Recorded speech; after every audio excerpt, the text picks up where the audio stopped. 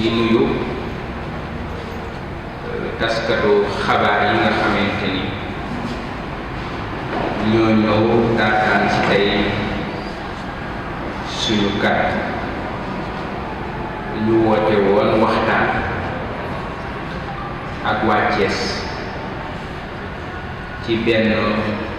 activité bu mag boo xam ni lu ëpp weer ni nii ñu koy waajal tudde ko opération Thiès ville propre. li ko waral mooy bi ñu falee anam bi ñu fekk ci dëkk bi muy dëkk bi setu muy dëkk bi bari na occupation anarchique maanaam fu neex waay mu doog mu gaare otoom wala otoom paan mu wàcc ko fa ñu seetlu ni dëkk bi lëndëm la ñu seetlu ni dëkk bi ci boppam ni muy doxee tax na ba tey jii Thiès nurootul une vraie ville li muy gën a nuru mooy ville fantôme. ca Thiès waay ñoo nam retrouver leur propre ville. Thiès dellu nekk une ville, une grande ville. waaye ville nag soo ko waxee dafa am ci ay normes yu mu war a doxe loolu rek mooy mën a tax Thiès nekk ville. ñu am yéene bu yaatu yoo xamante ni yeneen di jëmmi jamono dinañ ci ñëw ak yéen waaye dañu yaakaar ni li jiitu ci suñu taxawaay ci dëkk bi mooy fexe Thiès nekk dëkk bu set, mooy le cadre de vie. ndax cadre de vie mooy mission primaire d'une municipalité. kon li ñu bëgg mooy Thiès nekk dëkk bu set, dëkk bu set, dëkk boo xamante ni ku fi ñëw di nga xam ni lii dëkk bi set. ci loolu la ñu am programme bi nga xam ni war na tàmbali le 29 war a jeex le 14 avril muy première phase nga xamante ni opération de nettoiement et de désengorgement mooy artères yu mag yi ci biir ville ak yeneen i communes yi ñoom dinañ ci dikkaat ci biir ak ci biti dinañu fexe mu set waaye aussi dina am désencombrement oto yi paan nekk ci trottoir yi, camion yi nekk ci trottoir yi, mbaar yi nekk ci trottoir yi. foo ñu waxante dëkk dañu bëgg dëkk bi dellu nekk la mu nekkoon. ñooñu jox nañ leen ay sommation, oto yooyu nañu leen yëkkati, camion yooyu nañu leen déplacé. suñu leen yëkkatiwul, bu ñu leen déplacé wul, je pense que opération bi su tàmbalee li mu war a def dina ko def. di leeral tuuti rek ci benn mbir déguerpissement parce que am na solo.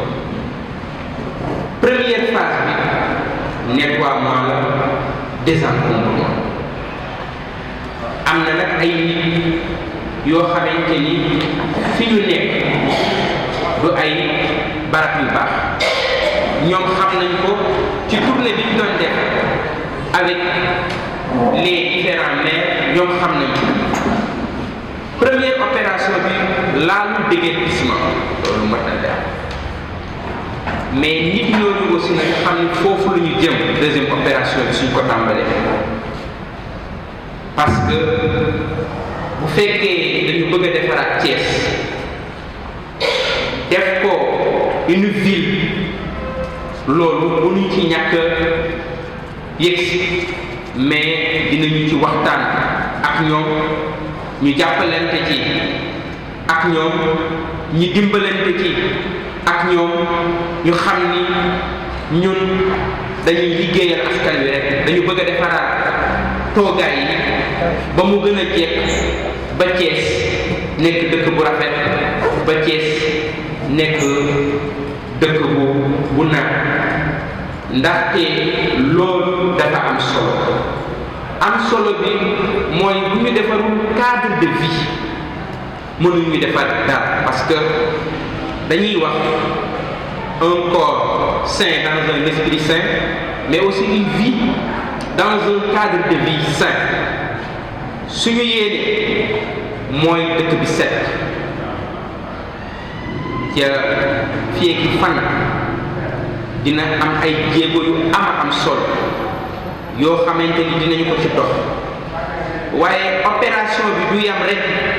benn opération nettoyer dem suñu nettoyer defar dina am ay acquis dinañu fexe wut ay poubelle ñu poser ko ci artères yi ndax acquis yooyu duñ ko bëgg a préserver ndax suñu yéene mooy def Thiès la ville la plus propre du Sénégal la ville la plus propre de l'Afrique fexe ba coupe du monde ville bi gën a propre Thiès gagné ko loolu mooy suñu yéene ndax mën nañu bañ a bëri xaalis mën nañu bañ a bëri ay milliards mais cadre de vie bu set bu sain jàpp naa ni soxlawul ay milliards volonté rek la laaj cadre de vie boobu dinañu ci investir yeneen i pexe ndax gis ngeen ni dëkk bi amul espace vert Thiès yëpp ñu ko xool y a pas d'espace de vie dans cette ville y a pas d'espace vert dans cette ville. Nous voulons reconstituer les espaces verts. Nous voulons reconstituer des espaces de vie ba Thiès nekk dëkk bu naat ci cadre de vie boobu agressivité bi nga xamante ni agression bi nga xamante ni cadre de vie bi mi ngi koy jot tax na ba Thiès embouteillage yi gis ngeen ni mu demee la mobilité urbaine au niveau de la ville loolu yëpp aussi dans les prochains jours dina am ay actes majeurs yoo xamante ni dinañ ko teg dans la réorganisation de la ville boo xamante ni jàpp nañ ni dina gën a tax nit ñi gën a mën a doxi seeni soxla ci circulation ci biir ville bi ci yenn écoles yi ci yenn rond-point yi ci yenn places yi nga xamante ni yenn heures yi Thiès waaye ci boppam dañu koy fréquenter loolu lépp aussi nekk na suñuy yitte ci cadre de vie boobu ci cadre de vie boobu aussi gis ngeen éclairage gis ngeen dëkk bi ni mu lëndëmee loolu aussi ñi ngi ciy liggéey dans les prochaines semaines fexe ba lamp yi ci boppam mën a tàkk dans la ville de Thiès ba Thiès ci boppam parce que bu lamp yi tàkkee dina wàññi agression dina wàññi insécurité ndax loolu lépp ci cadre de vie bi la bokk kon ñun maire yi nekk fii yépp dañu tàmbali benn révolution citoyenne boobu ñépp ci war a jàpp imam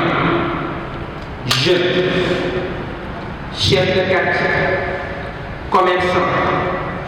bàjjenu gox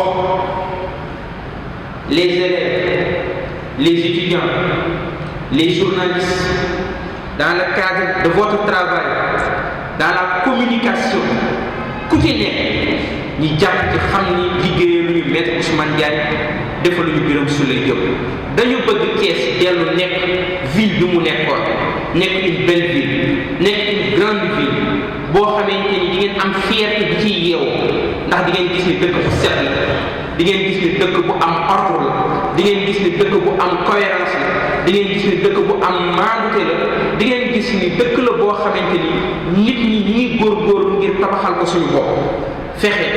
ba bu ñu génnee ba kenn du accepter benn mbuus bu gën a ndaw boo xamante ni mu ngi naaw fexe ba kenn du nangu benn serviette boo xamante ni mouchoir à jeter boo xamante ni sànni nañ ko loolu lépp nag éducation la laaj loolu lépp nag waxtaan la laaj loolu lépp nag communication la laaj ci boppam muy waxtaan wu yaatu révolution citoyenne boobu ci la ñuy woo waa Thiès ci la ñuy woo ñëpp ñi xam ni ñun dong mënuñu ko mais ñëpp dañ ci jàpp ngir ñu tabaxaat Thiès bu bees mais tabaxaat boobu ci ay comportement la war a doon ci doxalin la war a doon ci suñu diggante ak cadre de vie bi la war a doon ba ñu fexe ba Thiès nekk la ville la plus propre du Sénégal la ville la plus propre de l'Afrique et pourquoi pas la ville la plus propre au monde kon opération boobu war a daje war a tàmbali mardi 29 donc moom laa doon ubbee bàyyi les maires la waa commune Thiès Est ak commune Thiès Ouest ak Nord ñoom ñu revenir ci de manière plus spécifique li nga xamante ni mooy toucher seeni commune merci beaucoup. mbokki Thiès ñu ngi leen di nuyu di leen ziar bu baax di nuyu waa presse bi nga xamante ni bi ñoom ñoo nar a sànni suñuy kàddu ci jaww ji ba képp ku yeewoo Thiès li nga xam ni mooy yóbbante bi ñuy joxe mu mën a yegg ci moom ci jàmm ak salaam yàlla na leen suñuy kàddu fekk ci jàmm ak salaam. Monsieur le maire de ville wax na ko c'est l'occasion pour nuyu maire yi fi nekk yëpp ak tous les conseillers adjoints au maire di wax ni ñun ñoo tànn pour liggéey ci li tubaab bi wax intercommunalité ndax intercommunalité mooy soxla yi nga xam ne commune dañ koy sëyee maanaam dañuy bokk ci di ko dund te xëy na buñ ko doon ber ku nekk di ci wut solution am ci solution dina jafe ñu ne bu ñu indee intercommunalité maanaam boole suñuy doole xëy na solution yi gën a gaaw pour njëriñ askan bi am nañ nag jafe-jafe ndax jafe-jafe bi mooy problème boo mënti jël ci li tax mu naan intercommunalité te ñun ci suñu bopp ñu identifié seetlu nañu ne ci wàllu woowu am na juróom-ñett ba juróom-ñeenti soxla yoo xamante ni war nañoo bokk liggéeyandoo ci bokk na ci wàllu cadre de vie ak wàllu les déchets et les ordures maanaam mbalit ak wàllu cet nan la ci bokk liggéey gannaaw boo xam ne yeneen juróom-ñetti poñ yoo xam ne war nañ cee liggéey ci wàllu woowu dama ni am nañ ci jafe-jafe ndax ak loo mënti yëkkati ci solution amul solution buy satisfaire ñëpp wala faw mënta nekk ndax tey encombrement am na mais am na koo xam ne kii mi ngi gañee dundu njabootam ci encombrement bi parce que mi ngi occuper la voie publique te ci lay am dépense malgré que yoon nga bëgg a indi boo tegee yoon di nga ko lor di nga ko gaañ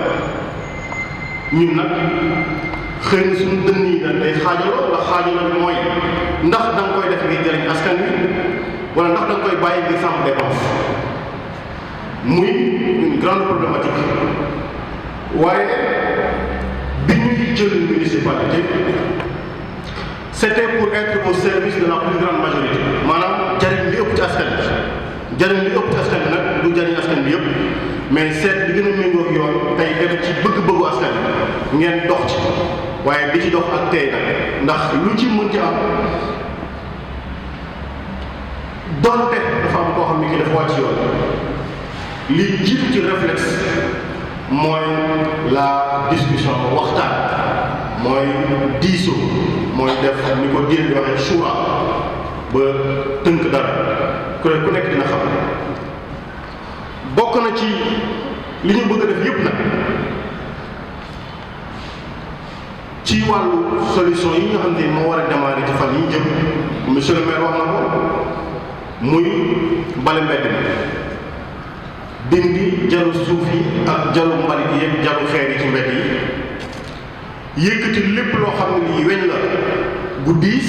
bu jëm ci oto la moo xam camion la boo xam ne def na ñaari at ci mbedd mi juróom benn ci mbedd mi gis nañ ko bataay te tubaab bi nga wooyee épave yooyu tamit ñu dindi ko ndax xam nañu ni am na mën na fàtt circulation mën na ko xatal mën na tere yow mi dawal nga gis ci sa kanam mën na indi lu nekk bokk na ci suñuy yéene ci liggéey bi ñu def li lépp buñ koy defee service technique dañoo waxtaan ci seen biir ba jàpp ni yoon wi lañ koy defee ba nga xam ni doonte dina jur loraange ndax ku yaakaar dépense ci lii buñ ko fi dindee xëy na ma lor la ñu waxtaan ci ba xam nan lañ koy defee ñi nga xam ne bii nekkuñ ci yoon ñu may leen temps ak xool ak ñoom yan anam lañu liggéey ak ñoom ba mën leen teg foo xam te ne fi danañ mën a sutur ci jàmm ak salaam te duñu lor askan wi waaye aussi duñu jéggi yoon maanaam duñu wàcc yoon. liggéey bi nag dafa am ay kuréel yu ñu ci àndal dina baax ñu wax ko parce que waa service d'hygiène dañ ci ànd ak ñun le commandant de zone ak ñu ngi yilif dañ ci ànd ak ñun waa police danañ ci ànd ak ñun suñuy kilifa ci wàllu autorité territoriale yi muy préfet muy sous-préfet muy gouverneur informé nañ leen ñi ciy ànd ak ñun bokk na ci kilifa diine yi ak ñi nga xam ne ñooy yeewoo ci suñu koñ yi dañu leen di wooye association des jeunes wala imam wala délégué de quartier ñoom ñëpp jotal nañ leen ci information bi pour ñu yeggal ko ci askan bi ndax am na ñu naan mais pourquoi ngeen di def opération de désencombrement alors que ay élection mi ngi ñëw xanaa wutu leen ku leen voté moom def dëgg moom ak teg ko ci yoon soxlawul nga ciy wut vote bu fekkee ne loolu moo war a tax ñu voté pour ñun maanaam teg ko fi di xaar élection jàll pour nga def ko loolu mooy politique politicienne man nag Birame Souleye Diop je ne fais pas de la politique politicienne lu may def te gëm naa ni moom la Babacar nekkee gëm naa ni moom la maître Ousmane nekkee gëm naa ni moom la docteur Djité nekkee gëm naa ni askan yëpp aussi xaaruñu ci ñun ñu def de la politique politicienne dëgg rek lañ bëgg ñu seetal ñoom dëgg lañ bëgg a seetal ñoom di leen woo ci lii ne leen kaay leen ñu xool ban anam moo gën a yemb ñu def ko mu doon loo xam ne dafay jëriñ ñëpp. bokk na itamit ci solution yi nga xamante ni bii moom lañ ci andi gannaaw ñoom ñu ci àndal waxtaan nañu ak waa UCG parce que bu ñu balee ba noppi jël 15 jours ñëpp nekk ci mbedd mi wax ak jeunes yi ñu ànd ak ñun ñu bale ba mbedd mi set bu ñu doxul pexe muy tax suba loolu bañ a dellusiwaat ñun ñëpp xam nañ ni li tubaab di wax la nature a horreur du vide loolu dafay ñëwaat ban solution lañ ci andi ñu ngi ci waxtaan ak UCG pour lan ñu mën a multiplier ñu mën a yokk li ñuy wax les points de regroupement normalisés maanaam fa nga xam ne fi ñoom mbalit ni ñuy tonnee ci koñ yi fa lañ koy dajale pour jël ko yomb ca ñoom maanaam ñu bañ a dem ci biir suuf sa wala ca gannus ga wala ca ndox ba di ko fa jël mais ñu yombalal leen ni ñuy génnee mbalit mi ci koñ bi teg ko ci foo xam ne fi ñoom danañ ko fekk mën koo jël ci jàmm ak salaam moom la ñuy wax point de regroupement normalisé bokk na ci itamit maanaam benn à ordure wut espace yoo xamante ni ñu ne UCG danañ ci liggéey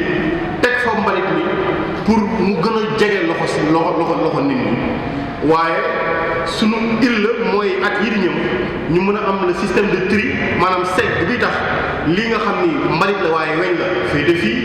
li nga xam ni mbalit la waaye weñ plastique la féete nii li nga xam ni mbalit la waaye li ñuy wax déchet organique la muy butitu jën wala muy mbàqu xar wala yeneen demee noonu ñu am fu ñu ko mën a dugal ba système de tri boobu mën a yomb mais lii yëpp faaw mu am fu muy tàmbalee fi muy tàmbalee mooy fan yi ñu jëm te mu war a démarrer le mardi bokk na ci solution yi nga xam ne bëgg nañ cee indi le traitement des déchets parce que sunu itte mooy am foo xam ne fii mbalit mën na faa daje problème bi nag mooy saa yi soo nee mbalit ku yeewu ne bu ma ko indil te ku génne sa mbalit bëgg ko bàyyi sa kër muy jafe-jafe ñu war a xool ay sites yoo xam ne war nañ faa mën a wàcce mbalit mi traité ko génne fii nii engrais mais génne fii nii tey lii ñun ñëpp ñuy wax waxi pavage mais xam nañ ni ak mbalit mi mën nañ cee togg brique boo xamante ni bii moo gën brique bu xeer nekk mbedd te moo ëpp durée de vie ñu liggéey ci te loolu li ñuy wax li muy indi mooy économie circulaire parce que day créer une économie verte dina créer emploi te ñëpp xam nañ ni wàllu am liggéey lu ñu soxla la ci dëkk bi. gannaaw lii wax nañ ko am na jotaay yu ñuy préparé ci étape bi weesu liggéey ci yeneen sujet benn rek laa ci wax muy wàllu inondation curage des caniveaux am na lu ñu ci préparé nañ ci waxtaan pour àndandoo ñun ñetti communes yi ak ville bi ànd ci liggéey boo xam ne dina ci andi ay solution yu mucc ayib yéen presse la monsieur le maire am na loo xam ne ñun ñoo ko war a yëkkati jëmale ko ci presse ngir dimbali ñu ci liggéey bi ñoo bëgg wax foofu mooy xam nañ ni des yëpp am nañu volet environnement nan la ñuy def ak ñoom ci booleen ci liggéey bi maanaam parce que bu ñu demee seeti imam ñoom qu'il ne soit simplement pas le médium de transmission de notre communication maanaam ñu bañ a nekk rek tamit bi nga xam ne mooy jàllale suñu xabaar bi ñuy joxe mais ñoom qu'ils soient des acteurs ci li ñuy def ban programme la ñu mën a indee ak ñoom pour lii ñu bokk ci ànd ceeg ñoom liggéey ndaw ceeg ñoom te mu weesu rek le travail du communicateur mais qu'ils deviennent des participants qu'ils deviennent des acteurs même du projet Thiès Ville Propre loolu war nañ ci xalaat ak ñoom indi ci ay solution yu mucc ayib ñuy xam ne rek ñun ñi yàqu taxu ñoo jóg nañu ànd defar suñu dëkk bi jéego bi njëkk mooy bale mbedd yi dindi lépp lu fi nekk te mën a fàtt mbedd yi désencombrement nivellement désensablement yooyu mooy désencombrement donc yooyu mooy yi nga xamante ni moom la jigéen ji bu étape bii weesoo du tere danañ jiwaat ci loolu je précise tout de suite que am na ay sommation yoo xam ni suñu mbokk yi ci mbedd mi jot nañ am na ñu bëri ñoo xam ne bi ñu ko jotee indi nañ jaaxle ci ñoom il faut qu'on ait le courage aussi d'assumer li nga xam ne mooy am na foo xam ne fi xëy na déposé nañ fa sommation mën na am ni war a foon a dem mais yooyu yëpp aussi waxtaan la fii ñu yegg foofu nañu waxtaan ci teg ak tey monsieur le maire ni ñu doxee ba fii nañ continuer doxe ko je pense que ñi ñu bëgg a dimbali xam nañu tax ñuy dox buñ ci waxtaan ak ñoom donte da nga naan nit jógee fii dana xam njariñ ma ca ne ñu xool ak moom nan la ñuy fexee bu feneen fu ñu koy déployer mu nekk un cadre approprié boo xam ne municipalité ñoo koy autorisé mu nekk lu méngóog yoon lii moo nekkoon ñun de suñu wàll li ñu bëggoon a toftal ci kàddu yi nga xam ne moom la maire de fi yëkkati woon ñu leen di sant di leen gërëm di am yaakaar ni yéene bi jàpp nañu yéene bu set la nañ ci yàlla dimbali ñu soto bu jàmm salaamaaleykum wa rahmatullah. mbokk yi ñu ngi nuyu conseillers municipaux ak adjoint au maire yi fi teew yëpp di nuyu ñi fi teew yëpp di rafetlu teewaayu la presse. Je crois que les maires de la ville, Dr Babacar Diop wax le maire de la commune de Thiès Nord Birame Souleye yokk ko ci comme précision waroon na mën a suffire parce que ils ont suffisamment expliqué les objectifs yi nga xamante ni les raisons principalement puis les objectifs yi nga xamante ni moom la ñu viser ci opération bi nga xamante ni moom la ñu bëgg a sumb ci biir Thiès te bëgg ko def ci 15 jours le maire Birame Souleye wax na ko des fois on pourrait dire qu'on est confronté à un dilemme entre devoir assainir la ville de Thiès comme ni ko la majorité des Thiessois soxlawee ak ñenn ñi nga xamante ni xëy na dañu nekk ci ay bërëb yoo xamante ni xëy na dañ fay am teraanga di ko yóbbu seen kër mais xam nañ au fond de même que bërëb yooyu waruñu fa toog déjà yàlla mi dara tëwul dafa def bi ñu sumbee opération bi service technique yi juguñu jug rek jël ay sommation di yóbbu ñun ci suñu bopp ñoo organiser ay visites techniques sur certains sites à Thiès les maires ñoo ko jiite woon 4 maires yëpp les maires des communes ak les maires de la ville ànd ak suñuy service technique def ay tournée wër Thiès gépp pour waxtaan ak Thiessois yi nga xamante ni nii jàpp nañu ni dañu nekk ci ay bërëb yoo xamante ni nii